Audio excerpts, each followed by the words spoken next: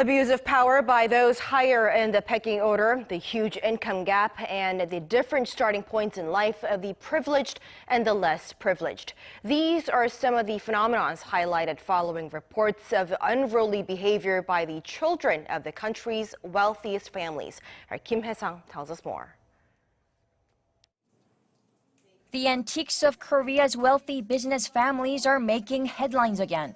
Korean Air Senior Vice President Cho Hyun-min, daughter of the parent company's chairman, is under police investigation after throwing a tantrum and allegedly throwing a bottle of water at a business meeting.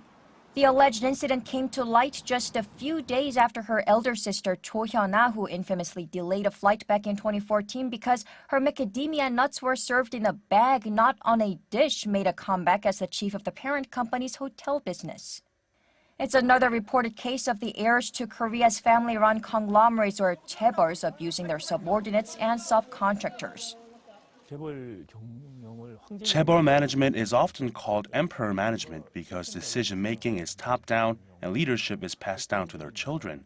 Unlike the first generation who were self-made businessmen, their children grow up like princes and princesses.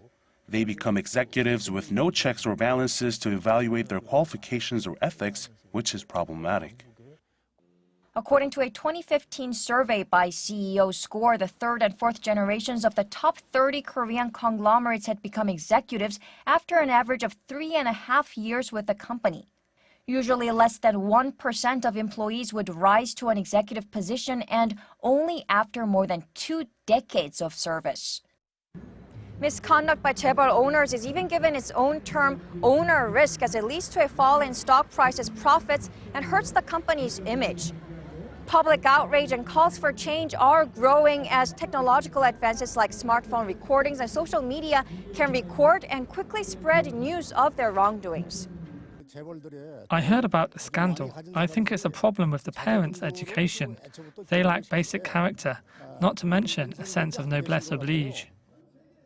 It worries me. What if when I graduate and get a job, I become that underling who is abused? This isn't an isolated case. It's a social problem that needs to be addressed.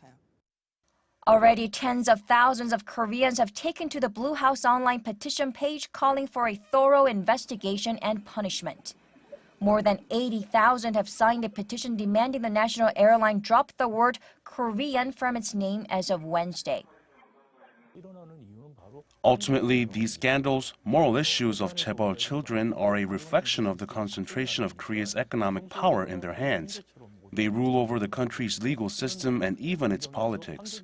For real change, what's needed is transparent corporate governance, checks and balances, like banning executives who've done wrong from returning to executive posts, as many other capitalist countries have done. Kim Hae-sung, Arirang News.